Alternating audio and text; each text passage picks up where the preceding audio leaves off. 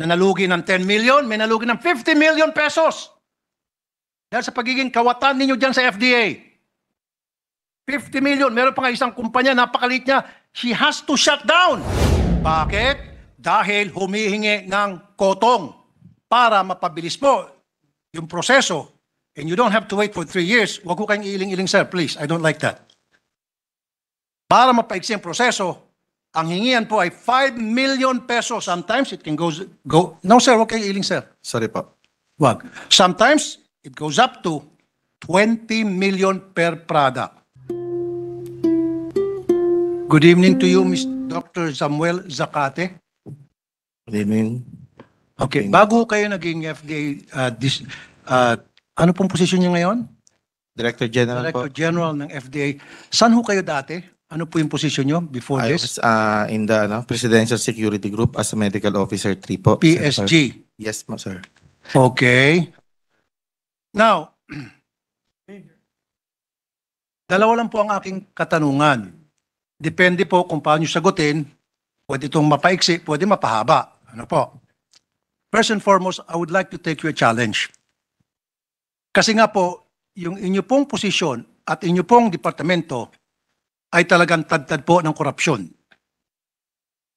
Willing ho ba kayo, voluntary po ito, na every year, ikaw at makasama mo sa FDA ay ipalabas ang iyong SALN. At ako po, gagawin ko rin yan.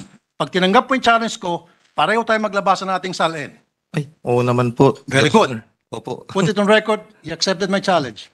Na ikaw at makasamahan mo sa FDA, lahat kayo, from you up to down to the janitor, magpapakitaan tayo ng SALN. Yes, Your Honor, of course. Very I'm good. willing. I'm willing. Challenge accepted. Now, umpisahan po natin sa Certificate of Product Registration. You know what that is, right? CPR. Yes, Your Honor. Fast forward tayo ng konti. Bakit kapag nag-renew ng produkto ang isang pharmaceutical company, kinailangan renew ng registration, kinailangan maghintay sila ng up to 3 years or sometimes 5 years. At dito po kasi nagiging open to corruption itong sobrang haba ng pag-aantay. Sa mga reklamong natanggap ko po, ang asking price para mapabilis po yung proseso, and you don't have to wait for 3 years, huwag ko kayong iling-iling, sir, please. I don't like that. Para mapaiksi ang proseso, ang hingian po ay 5 million pesos. Sometimes it can go. No, sir, huwag kayong iling, sir. Sorry po. Wag. Sometimes it goes up to 20 million per product. Go ahead, sir. Answer it. Your Honor, kaya po ako napapailing kasi kung yan po ay totoo, nakakapanlumo po yan. Kasi actually po, we do not tolerate that in my agency. Regarding po sa mga 3 years na product, I must admit po, sa Center for Drugs and Center for Drugs, minsan nga naniniwala po ako kasi with regard sa backlog, nakikita ko din po yan, masyadong madami.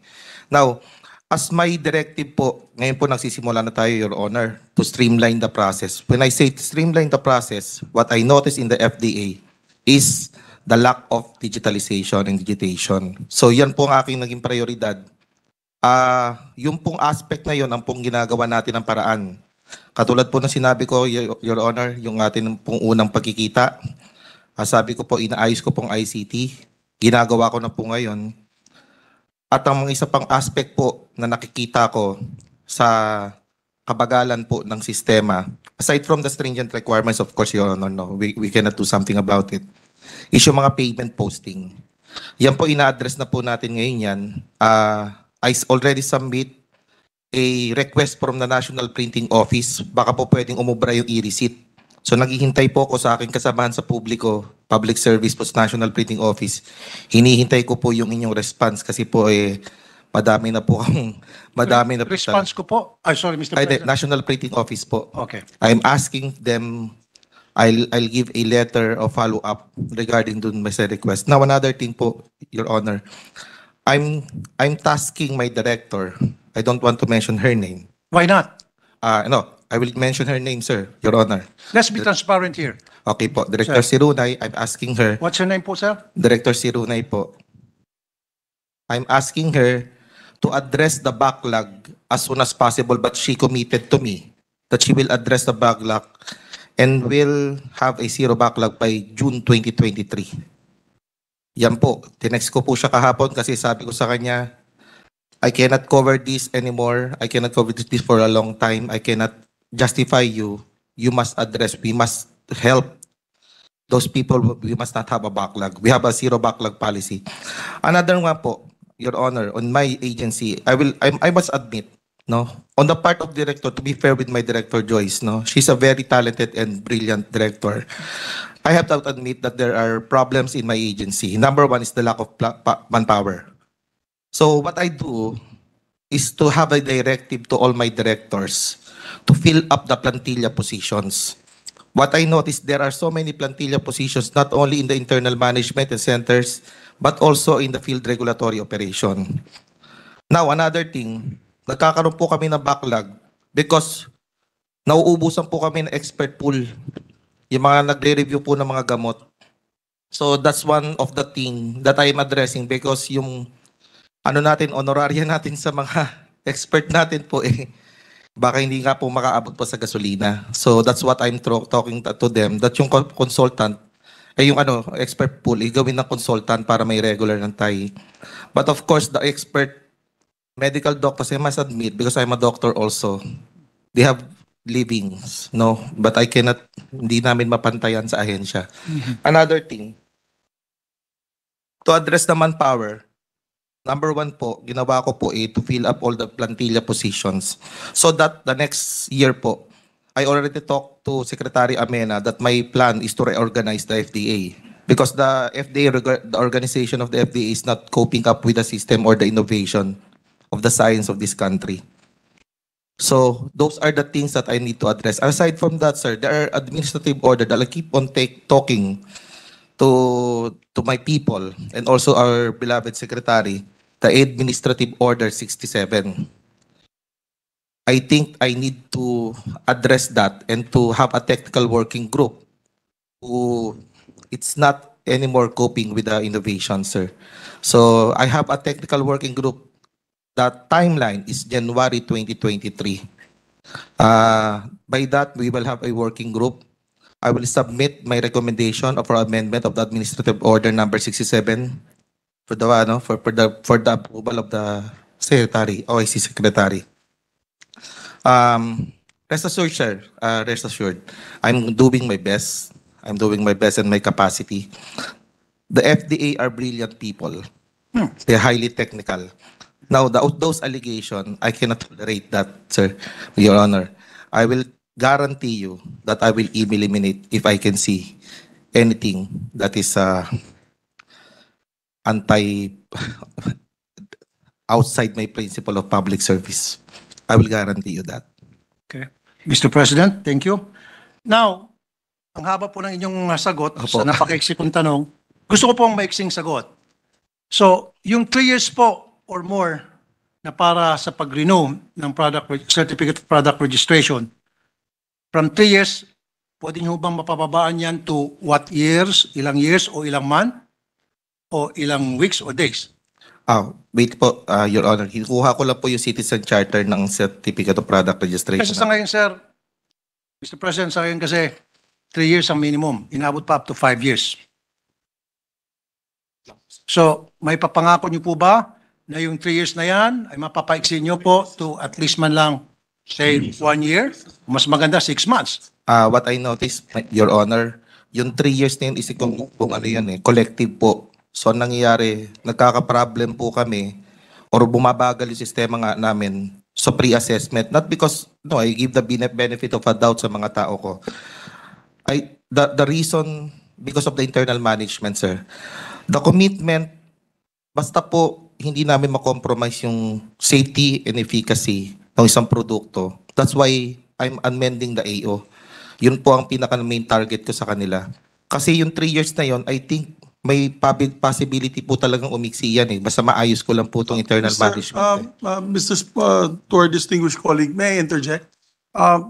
There is already the ease of doing business law. Yes. I'm sure linapitan na kayo ng ARTA, pinagsabihan na kayo ng ARTA because FDA was one of the top 3 agencies that were the #1 complainants before we passed the law. That's why we passed the law, which is the 3-7-20 day rule. Yung 3 and 7 is for local, these are for local governments. These are 3 days simple, 7 days maximum sa local government on transactions, days of transactions. On the national government agencies, it is 20 days, but 20 working days with a, meron po tayong, another 20 days. You can seek an extension of another 20 days. So, pinakamatagal na yan, 20 working days, 20 working days, more or less isang buwan yan. Tama. Sorry, more than a little bit more than 1 month. Yan po ayon sa batas. At hindi po namin na-exempt yung FDA dyan. So, hindi po pwede yung 6 months, hindi po pwede yung 1 year. It has to be 20 working days extendable to another 20 working days. After that, you will be in violation of the law. I'm well aware of that. Thank Mr. you, Senator. partner. Thank you. Ano naman po, Senator Tulfo, I just wanted to add to that. May batas na tayo. Ako yung author niyan eh. Yun nga po Chairman sana ako nun. kung tatanungin, Thank Mr. you. President. Your Honor, can I answer po? Kanina pa, ang haba-haba muna ako naman. Okay po, sir. Okay. Kanina, sinabi mo, you will not tolerate at walang problema sa ahensya mo sa FDA. So, parang malinis ang FDA. Now, let me tell you this. Because of a complaint, I spoke to a previous Director General. And she admitted to me na graft-ridden ang inyong agency. And she admitted to me, oo nga, 5 million to 20 million ang hinihingi kada produkto. That's why she said she's gonna put a stop to it. Pero, hindi niya napigil, hindi niya naputol yung practice na yon. That's why, natanggal siya. Now, huwag kang magmalinis. At huwag mong sabihin na malinis ang iyong ahensya. Just accept the fact na maraming problema dyan sa FDA and you'll do something na para linisin yan. Period. Your Honor, I have to be honest. May mga naririnig po talaga ako. But the problem is, I do not have leads. Ngayon po, I'm telling you, because hindi ko po talaga hayaan yung ganyan. So I want to coordinate also with people that have a knowledge regarding sa corruption ng ahensya ko. Puro siya po naririnig ko, but I do not have Mr. President, may I ask this gentleman, meron ho ba kayong bit-bit na tao ninyo from PSG o mga sarili nyong kamag-anak, kaibigan? Meron kayong sariling tao na bit-bit nyo? Meron naman po ako. Ilan po yung bit-bit yung sarili nyong tao, Mr. President? Meron po akong, yung regarding po sa tao ko po, dinala ko po sa FDA. Yeah, Ano? from the outside, bringing those people inside to help you with your operations or whatever it is that you're planning to do with FDA. Who are those people and what are their credentials? Kamag-anak po, Your Honor. Kamag-anak. Wala po Okay. akong kamag-anak sa Walang FDA. kamag-anak. Wala So po. who are those people na binitbit nyo po galing sa labas para to help you sa pagtrabaho nyo dyan sa FDA? Of course, sir, yung usual staffing ko po talaga. That Ilan is po sila? 1, 2, 3. I think 4 or 5. 4.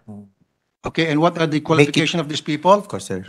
My chief of staff po is a lawyer. Okay, My PIO is also a lawyer. okay, I have an engineer po, a chemical engineer. all right.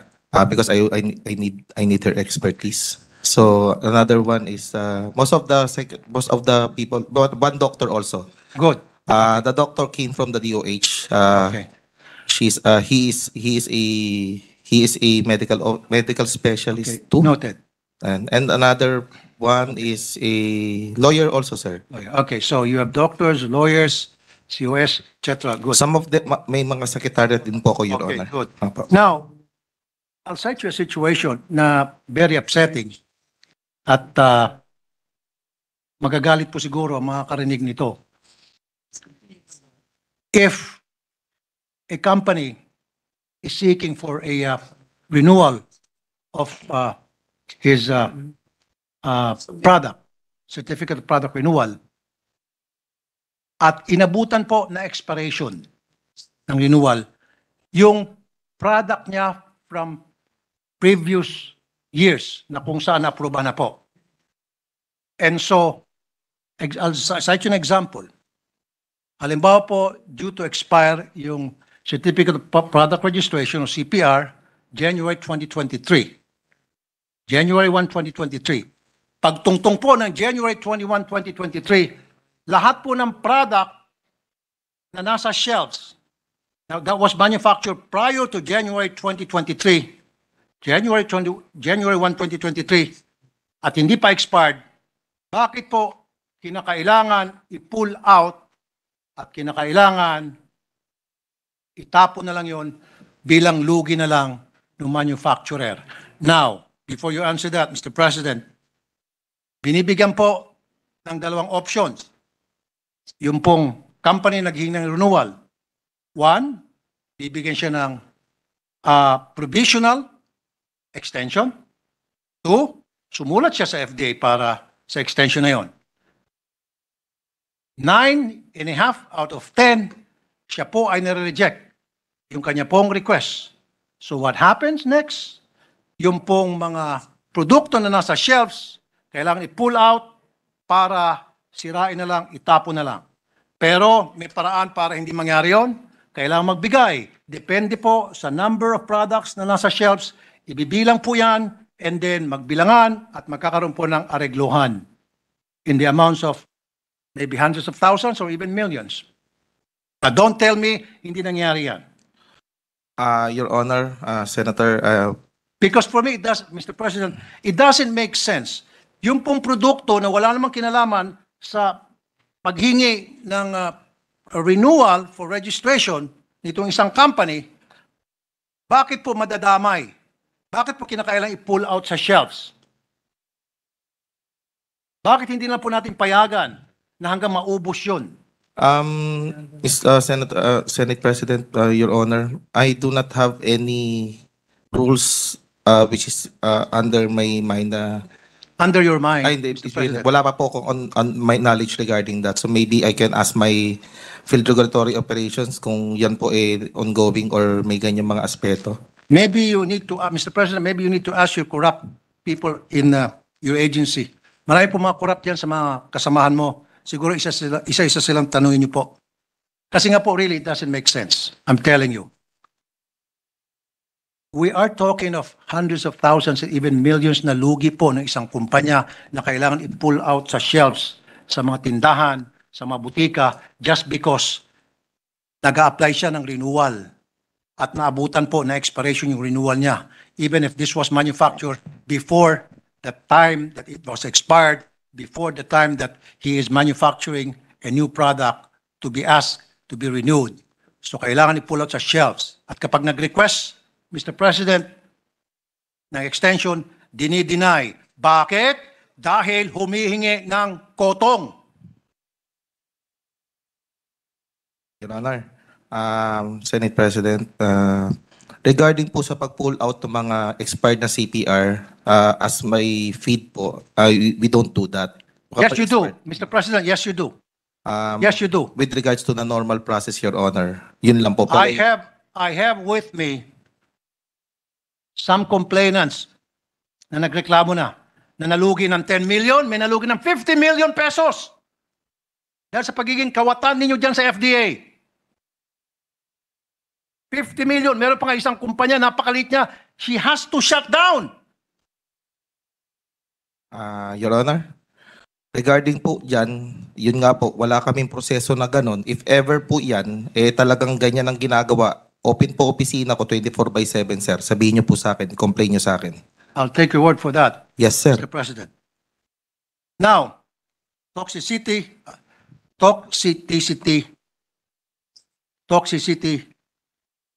report. Hindi niyo po alam yon? Sir, what specific, Your Honor? CCT report. Alam niyo po yon? Yes, sir. Yes, Okay. sir.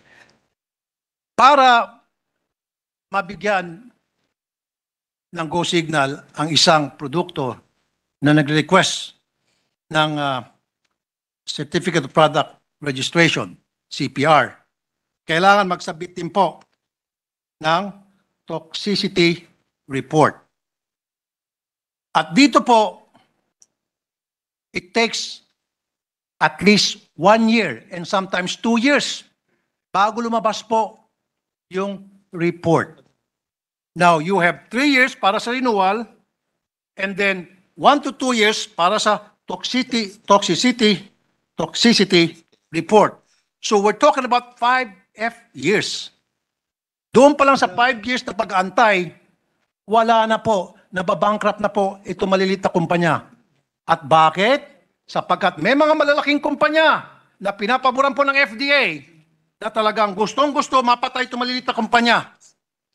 Dahil ito maliliit na kumpanya, maliit sila, mura yung kanilang produkto, they're trying to compete with the big guys, and the only way to compete is to offer cheap, quality priced medicine.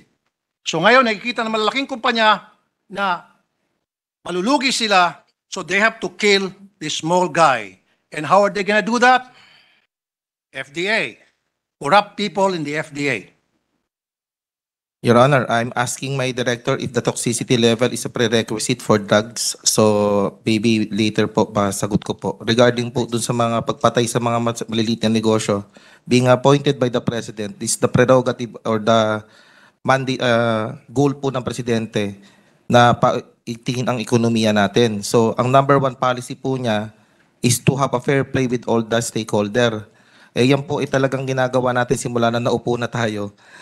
Kung yan po talagang ganyan, tawag po nga natin dyan, Your Honor, ipitan So kung, Exactly. Kung yan po ipitan talaga, makikita ko naman yan. Kaya nga po ginagawa ko yung ICT para makita ko kung saan tumatagal yung produkto. Kung saan tumatagal yung registration. Sinabi ko sa ICT yan.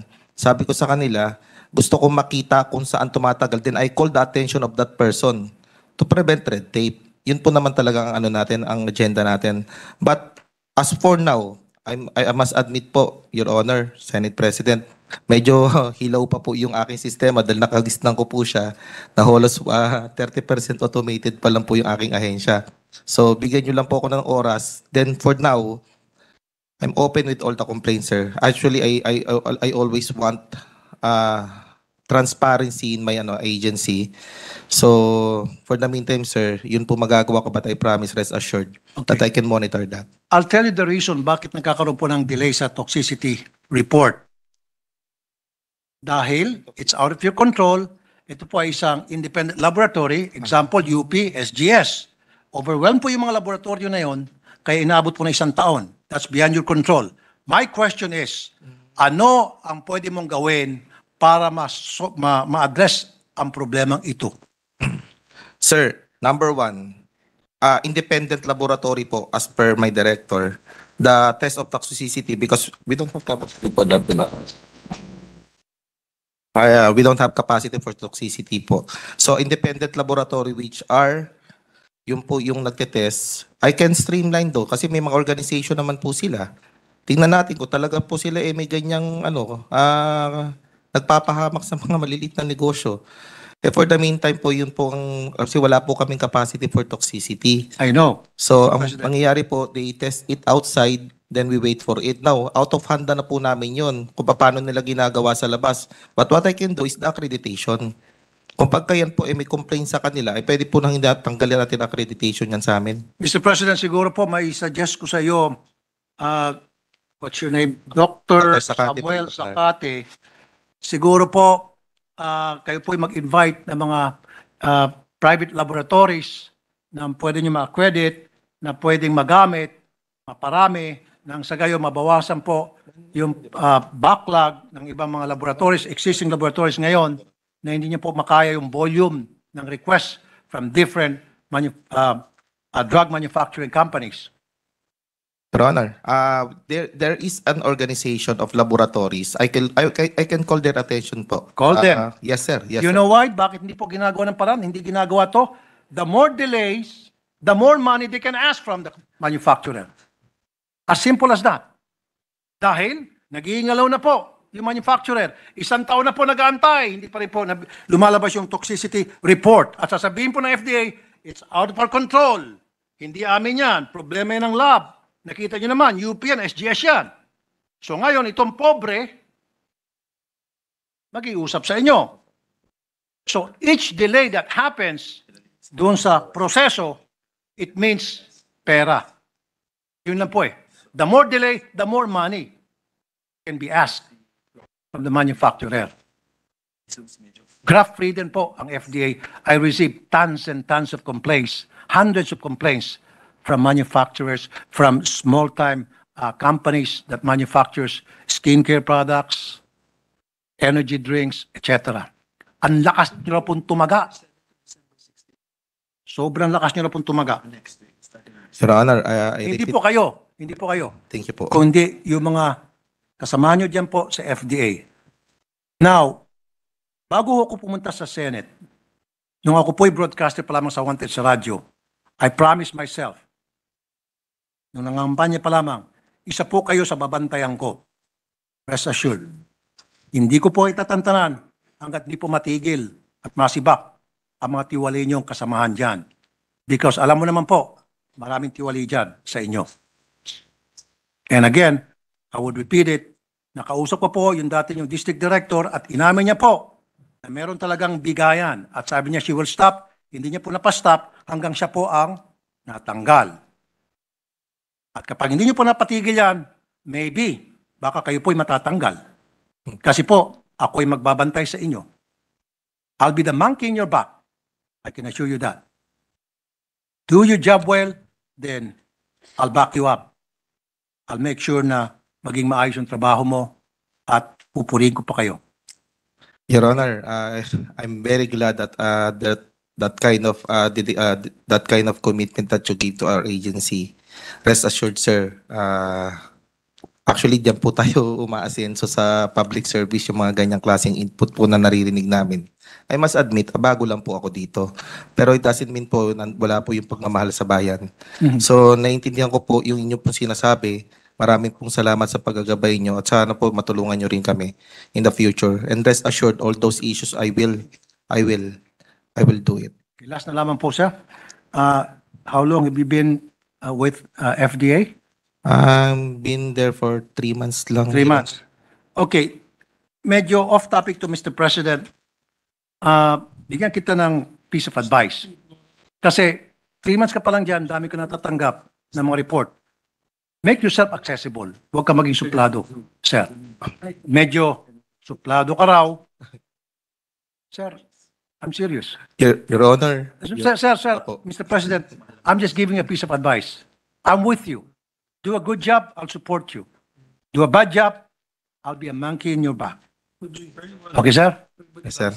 Just Sir- make yourself accessible doon po sa mga tao na lumalapit po dyan sa FDA para humingi ng tulong, para makipagtasak ng business nila, para naman makatulong sa ating ekonomiya, yung kanilang kumpanya, yung kanilang negosyo. Your Honor, can I respond with that to be accessible? Sir, kasi we have zero contact policy po kasi regulatory po kami. So what I do is to address the problem with regards to the organization. May mga organization po yan eh. Para I did that for almost 3 months. I heard them. I heard their problems. But with regards po sa one-to-one, medyo po bawal po. I'm kasi. saying, Mr. President, is kapag meron po nag-email sa inyo, may nagsulat, may nag-comment, di ba? Through email, through social media, may nakita po kayo na nag-comment against your company, against you, or against your people, act on it right away. Yes, Your Honor. Thank you. Thank you, Mr. President. Yun lamang po para sa FDA.